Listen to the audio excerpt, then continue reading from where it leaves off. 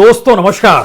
तकरीबन 35 बरस हो गए भारत में नारकोटिक्स कंट्रोल ब्यूरो को बने हुए, लेकिन संयोग देखिए इन 35 बरस के भीतर में भारत में नशे का कारोबार बढ़ता चला गया। ना सिर्फ बढ़ता चला गया बल्कि दुनिया के बाजार को टक्कर देने लगा। समूची दुनिया में तकरीबन 30 लाख करोड़ का कारोबार ड्रग्स से जुड़ा हुआ है और भारत में सबसे बड़ा कारोबार दुनिया के दूसरे देशों की तुलना में यहीं पर होता है।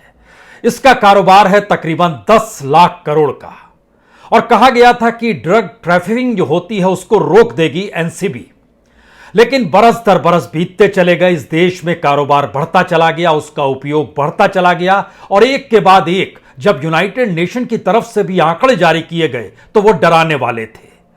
भारत के भीतर में पैसा आ रहा था, चकाचौंध आ रही थी, नशा के कारोबार बढ़ते चला जा रहा था, लेकिन एनसीबी के दायरे में कभी भी ऐसे लोग पकड़ में नहीं आए जिससे यह कहा जा सके कि वह कौन सा सिंडिकेट है जो अफगानिस्तान से, बांग्लादेश से, नेपाल से, श्रीलंका से या दुनिया के दूसरे देशों से भारत में ड्रग्स सप्लाई करता है।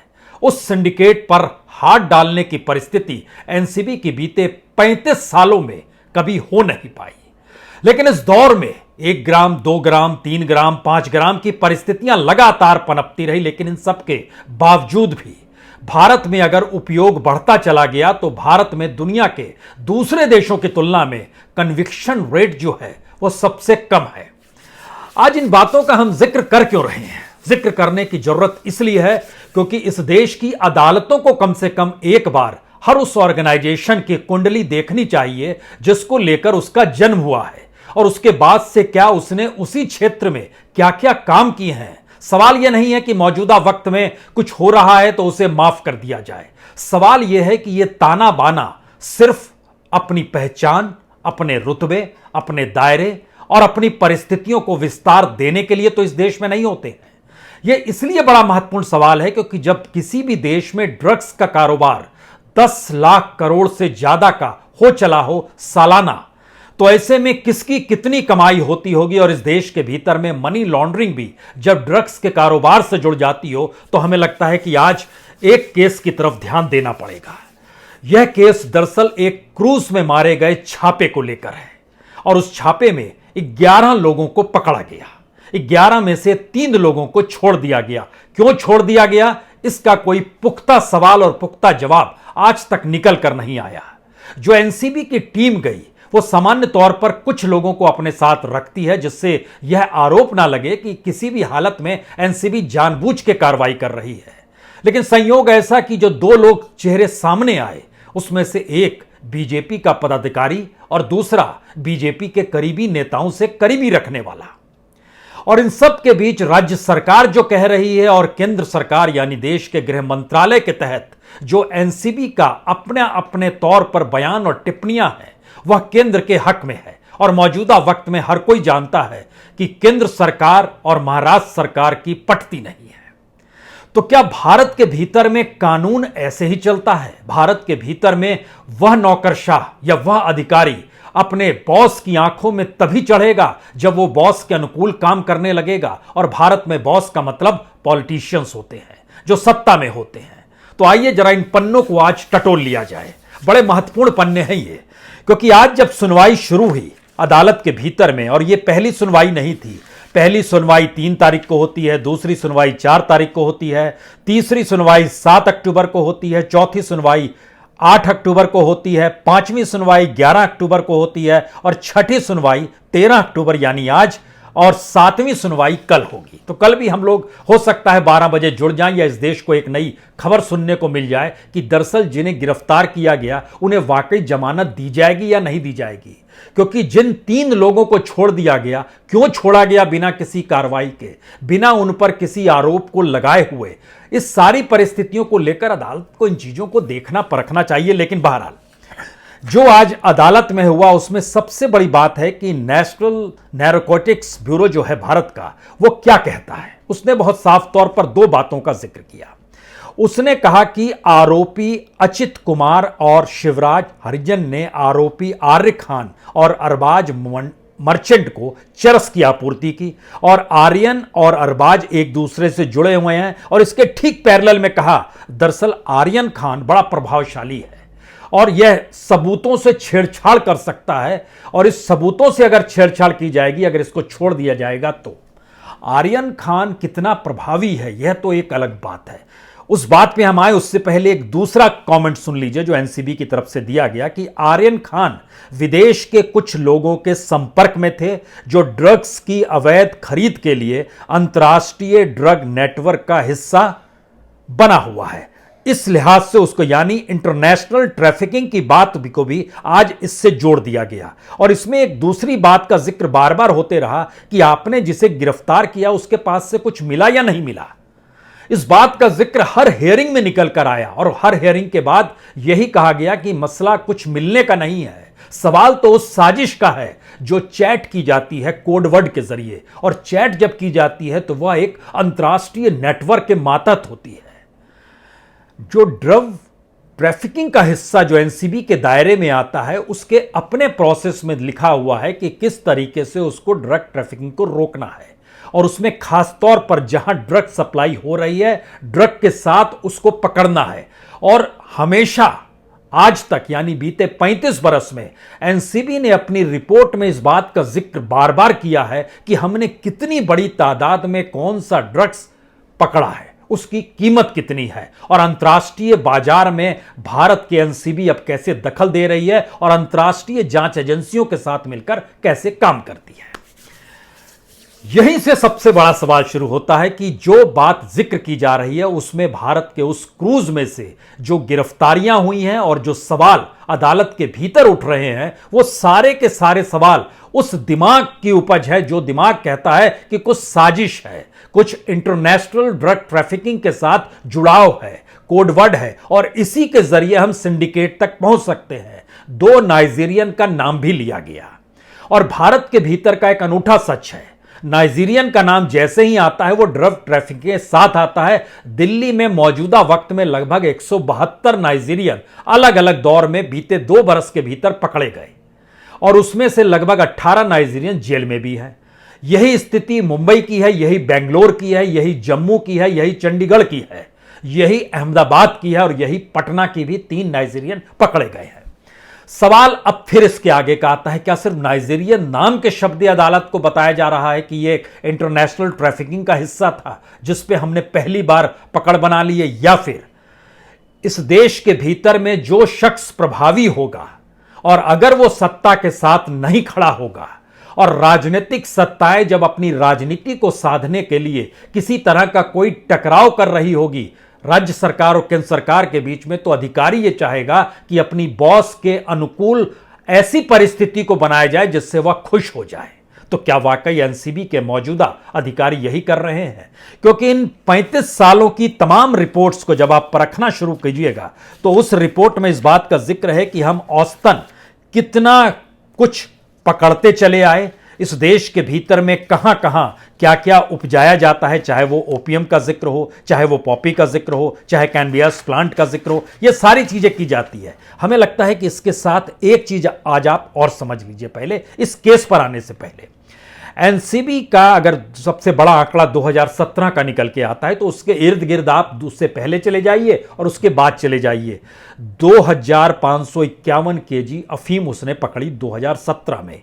इससे पहले का टोटल अगर एवरेज निकालना शुरू कीजिएगा तो वो तकरीबन 1700 केजी का एक एवरेज निकलता है, इतना वो हर साल पकड़ते हैं। हीरोइन जो है 2116 केजी, उसका जब एवरेज निकालिएगा तो तकरीबन 1200 केजी एवरेज इस दौर में निकल कर आएगा। 3,25,000 केजी गांजा पकड़ में आया। गांजा इस देश के कितने इलाकों में होता है वह लगभग 8 राज्यों के हिसाब से अगर देखना शुरू कीजिए तो लगातार गांजा का प्रोडक्शन बढ़ते चला गया है भारत में इसी दौर में जब एनसीबी थी। 3,218 केजी चरस पकड़ा गया 2017 में और कोकेन जो है वो लगभग 69 केजी पकड़ा गया। औसतन जब देखिएगा तो लगभग 52 केजी बरस दर बरस पकड़ने की परिस्थिति में निकलकर चीजें आएंगी। अब यहां से सबसे बड़ा सवाल शुरू होता है कि जो लोग इसका उपयोग करते हैं उनकी तादाद, खुद एनसीबी के पास डाटा है, तकरीबन 1.5 करोड़ लोग भारत के ऐसे हैं जो इसका उपयोग करते हैं। उस 1.5 करोड़ लोगों की एक अपनी क्लास बना ली गई है क्या, या उनके बीच जाने की परिस्थितियां एक प्रभावशाली व्यक्ति के साथ जुड़ जाती है क्या? यहीं से आर्यन खान और शायद उनके पिता शाहरुख खान के जिक्र करने की जरूरत है। अंतर्राष्ट्रीय प्रभाव शाहरुख खान का है। भारत के भीतर में शाहरुख खान शायद इस राजनीतिक सत्ता के अनुकूल नहीं है क्या, या फिर क्या वो मौजूदा महाराष्ट्र सरकार ने समझ लिया कि अगर ऐसी परिस्थितियां इस देश में बन रही है जहां पर राजनीति साधने के लिए इस देश की ब्यूरोक्रेसी भी काम करती है, तो फिर क्यों नहीं सीधे तौर पर खुल के सामने आ जाएं। और एनसीपी ने वहां पर, जो महाराष्ट्र में सरकार है शिवसेना, कांग्रेस और एनसीपी की, इस गठबंधन के तहत एनसीपी के नेता जो हैं नवाब मलिक, उन्होंने जो 3 बातें कही वो बेहद महत्वपूर्ण है। इसलिए महत्वपूर्ण है, इससे पहले कभी किसी केस में ऐसी बातों का जिक्र नहीं किया गया। पहली बात, एनसीपी यानी नैरकोटिक्स कंट्रोल ब्यूरो पूरे तरीके से बीजेपी के इशारे पर काम कर रहा है। उन्होंने नेताओं के नाम बता दिए। दूसरी परिस्थिति, जो एनसीबी ने पकड़ा है, वहां पर जिन लोगों को पकड़ा उसमें जो 11 ही लोग को क्यों पकड़ा यह भी नहीं बता पाए, और 11 लोगों में 3 लोगों को छोड़ क्यों दिया, वह भी बीजेपी से जुड़े हुए क्या, यह भी सवाल उठकर आ गया। और तीसरा बड़ा सवाल है, क्या यह वाकई शाहरुख खान सरीखे प्रभावशाली व्यक्ति के जरिए भारत के समाज के भीतर हिंदुस्तान के मुसलमानों के लिए कोई मैसेज है? यह सवाल इसलिए है क्योंकि एक तरफ मुफ्ती भी कहती हैं, जम्मू कश्मीर से महबूबा मुफ्ती अपने तौर पर कहती है अगर खान नाम ना होता और वह शाहरुख खान का बेटा ना होता तो इस तरीके से जांच नहीं चल रही होती। यानी ध्यान दीजिए, भारत में जांच एजेंसी और भारत की पॉलिटिक्स, ये दोनों परिस्थितियां इस तौर पर जुड़ चुकी है कि जांच एजेंसी की हर पहल पॉलिटिक्स के साथ चलेगी तो वह जिंदा रह पाएगी, नहीं तो फिर उसमें अधिकारियों का तबादला इधर उधर हो जाएगा, और अगर वो सत्ता के अनुकूल होगी तो उसका प्रभाव होगा। एनसीबी जो है वह इस देश के गृह मंत्रालय के अधीन आती है। देश के गृह मंत्री अमित शाह हैं। मौजूदा वक्त में शिवसेना की सत्ता है महाराष्ट्र के भीतर में, और शिवसेना से 36 का आंकड़ा अपने तौर पर ना सिर्फ बीजेपी का है बल्कि 36 का आंकड़ा माना जाता है कि अमित शाह और उद्धव ठाकरे का भी रहा है, कोई आज से नहीं रहा है, 2014 के चुनाव से रहा है। तो क्या इस पूरी प्रक्रिया में अब पहले से तय किया जाता है कि इस व्यक्ति को दायरे में लाना है? आप कहेंगे ऐसा सवाल आप क्यों उठा रहे हैं? क्योंकि अगर ड्रग्स ट्रैफिकिंग हो रही है तो एनसीबी काम तो कर ही रही है, यकीनन कर रही है, इसमें बिल्कुल इनकार नहीं है। लेकिन सवाल यह है कि 6 हियरिंग हो गई, और 6 हियरिंग के दौर में 2 ही बातें निकल कर आई कि आर्यन खान के पास ड्रग नहीं था, वह चरस ले रहा था, इसका जिक्र कर दिया गया। दूसरी तरफ बार बार कहा गया कि यह इंटरनेशनल सिंडिकेट और इंटरनेशनल रैकेट्स के साथ उसके जुड़ाव हैं। इंटरनेशनली तौर पर जुड़ाव शाहरुख खान के हो सकते हैं, उनका प्रभाव हो सकता है, और यह मैसेज शायद पूरे बॉलीवुड के लिए हो सकता है। लेकिन बॉलीवुड को भी किस रूप में राजनीति और सियासी तौर पर बांटा गया है यह भी किसी से छुपा हुआ नहीं है। लेकिन बहरहाल एक बात यहां पर समझ लीजिए कि इस देश के भीतर में जो रेवेन्यू की कमाई होती है वो सबसे ज्यादा शराब से होती है। यानी शराब भी ड्रग ट्रैफिकिंग के हिस्से में उस प्रोसेस में आता है जहां पर एनसीबी बनाई गई, लेकिन धीरे धीरे इसको लीगलाइज किया गया और यह दुकान में मिल जाता है। अभी भारत में कोकीन नहीं मिलता है, भारत में अभी वो जीप पर चुभा के जो नशा कर लिया जाता है वो नहीं मिलता। अमेरिका में ओपनली मिल जाता है, वहां पर लाइसेंस है। लेकिन भारत की अपने इकोनॉमिक स्ट्रक्चर को अगर आप पहले समझना चाहिए तो इस रूप में समझ लीजिए कि भारत में सालाना रेवेन्यू कमाई जो है वो तकरीबन 2,68,203 करोड़ रुपए सिर्फ शराब से रेवेन्यू है इस देश के भीतर में। महाराष्ट्र का अपना रेवेन्यू जो है वह हर साल का तकरीबन 17,477 करोड़ का शराब बेचने से स्टेट गवर्नमेंट का रेवेन्यू है। सबसे ज्यादा उत्तर प्रदेश का है, लगभग 31,500 करोड़ पिछले साल का उसका रेवेन्यू है। यानी इस देश में 2 मॉडल काम करते हैं। एक मॉडल, जब आप उसको लीगलाइज कर देते हैं तो उससे रेवेन्यू की कमाई ज्यादा से ज्यादा होनी चाहिए, और उसकी कमाई के लिए गवर्नमेंट पॉलिटिकल वे में वर्क करती है। चूंकि हमने सबसे बड़ा नाम उत्तर प्रदेश का ले लिया, 31,500 करोड़ रुपए शराब से रेवेन्यू होती है कुल देश के 2,68,000 करोड़ में से। तो एक सच और जान लीजिए, वह उत्तर प्रदेश में किसी की भी सरकार रही हो, वह शराब का लाइसेंस बांटती है और लाइसेंस के जरिए रेवेन्यू बढ़ाती है। उसमें आप मायावती को भी रख सकते हैं, उसमें आप अखिलेश को भी रख सकते हैं, उसमें आप योगी को भी रख सकते हैं। एक डाटा दे दें, इसके बाद इस केस पर हम तुरंत आ जाएंगे। मायावती के 5 साल के काल में लगभग 3,621 शॉप्स शराब के लाइसेंस बांटे गए और रेवेन्यू बढ़ गया 4,191 करोड़ रुपए। इस दौर का रेवेन्यू बढ़ा। अखिलेश यादव के दौर में 2,566 नए लाइसेंस दिए गए शराब के और इसके जरिए रेवेन्यू बढ़ गया 4,490 करोड़। योगी काल में 2,076 लाइसेंस बांटे गए अभी तक और उससे रेवेन्यू बढ़ गया 4,252 करोड़। आज की स्थिति में पूरे उत्तर प्रदेश में 27,352 शराब की दुकानें हैं लाइसेंस वे में और कमाई है 31,500 करोड़ रेवेन्यू की। पूरे देश में शराब की दुकानें इस देश के भीतर में जो है वह तकरीबन 5.5 लाख शॉप चलते हैं लाइसेंस के साथ। दिल्ली जैसी जगह में भी 850 दुकानें हैं जो कि लाइसेंस के साथ प्राइवेट वे में आप कमाइए, खाइए, कीजिए। यानी ड्रग जो है, उस ड्रग के जरिए कमाई अगर समूची दुनिया का कारोबार 30 लाख करोड़ का है और भारत के भीतर में वो 10 लाख करोड़ को छू चुका है, तो इसका मतलब है भारत दुनिया में ड्रग्स को लेकर सबसे बड़ा अड्डा है। और उस दौर में भारत में जमीन पर प्रोडक्शन, वैसे गांजा का और उपजाना या बाकी उसका डाटा भी दिया है। खुद ही एनसीबी इस डाटा को बताती है कि हमारे यहाँ कितना किस रूप में चीज़ें उपजाई जाती है। ये इसलिए बड़ा महत्वपूर्ण है क्योंकि कहीं ना कहीं अदालत को इन बातों को रीड करना चाहिए और एनसीबी से पूछना चाहिए कि महाराज, इस देश के भीतर में जो ओबीएम उपजाया जाता है, जब आपको बनाया गया था उस समय सिर्फ 2 ही राज्य थे और उस समय खपत जो थी और आज की तारीख में वो खपत कितनी बढ़ गई है, यह भी बताना चाहिए। और आप करते क्या हैं? क्या एक ऐसी स्थिति आ गई है क्योंकि ओपीएम हिमाचल प्रदेश, कश्मीर, उत्तराखंड, अरुणाचल, कर्नाटक, इन तमाम जगहों पर होता है। आप इससे समझ लीजिए कि 98 का डाटा एनसीबी देती है कि जो पॉपी प्लांट होता है वो 333 एकड़ में उपजाया जाता था, आज की तारीख में वो बढ़ते बढ़ते 2,560 एकड़ में हो गया।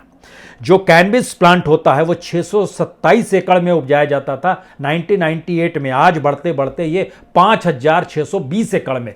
सरकार के ही आंकड़े हैं। यानी प्रोडक्शन बढ़ रहा है, कारोबार बढ़ रहा है, पैसा बढ़ रहा है, उस पैसे के जरिए उगाही बढ़ रही है और इसी प्रोसेस में यह देश चल रहा है। सवाल यह नहीं है कि क्रूज पे रेव पार्टी थी, सवाल है कि हर दिन और हर फ्राइडे नाइट के बाद जो पुणे और नासिक का हाल है, जो मुंबई से सटे हुए हैं, वहां की परिस्थितियों को भी अगर टटोला परखा जाए तो उसमें कोई खान मिलेगा या नहीं मिलेगा कहना मुश्किल है।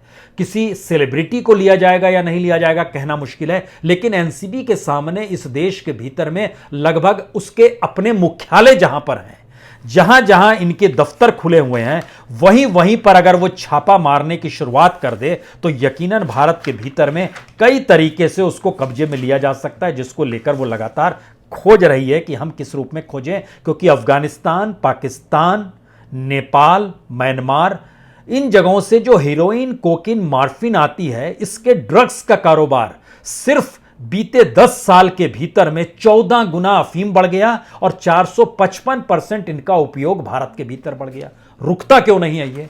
अब दोबारा लौटिए इस केस को लेकर।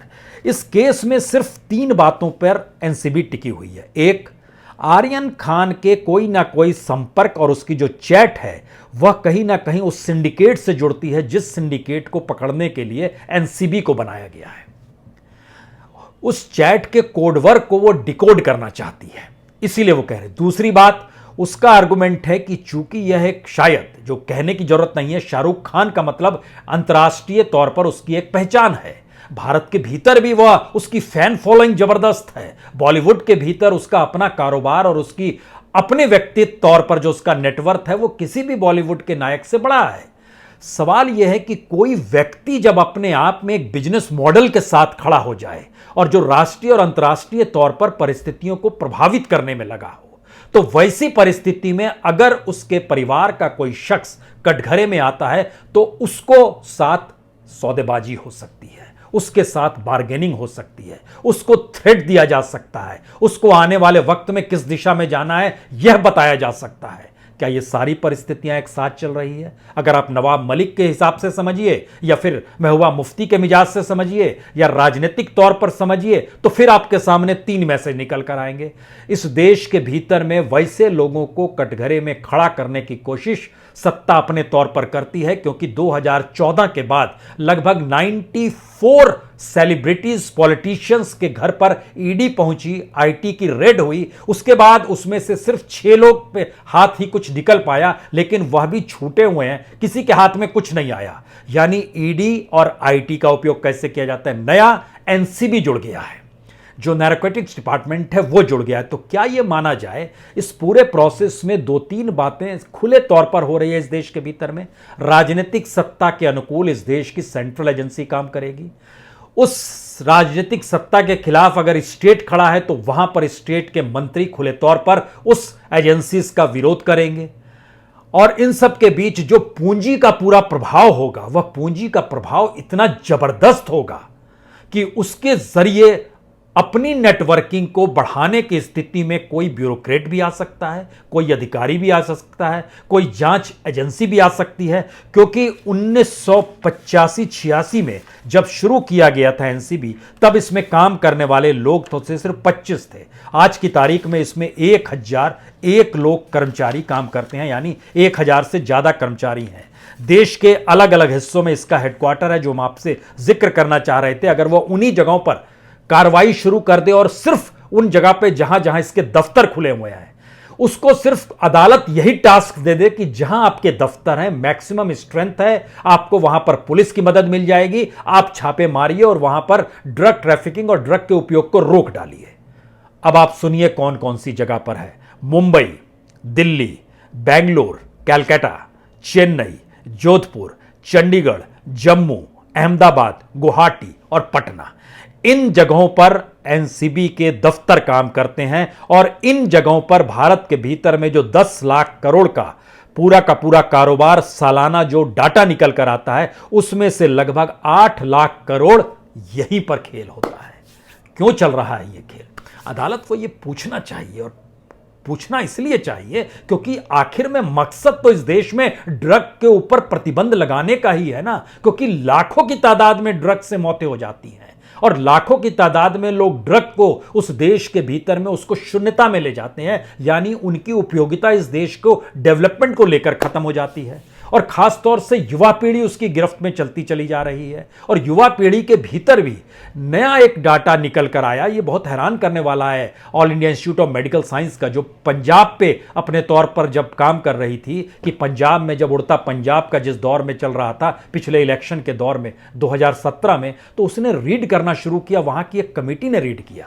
उसने बताया कि भारत के भीतर में जो इकोनॉमिक कंडीशंस हैं, उसमें लोगों के पास ना तो काम है ना रोजगार है, और रोजगार ना होने के बाद वह किन परिस्थितियों में जाते हैं, और सबसे सस्ते तौर पर जो नशा उपलब्ध होता है और लंबे वक्त तक नशे में वह खोए रह जाते हैं, उसकी तादाद पंजाब के भीतर से कहीं ज्यादा मुंबई, दिल्ली, बेंगलुरु, जोधपुर, चंडीगढ़, गुवाहाटी और जम्मू तक में हो चली। अब आप क्या बोलेंगे?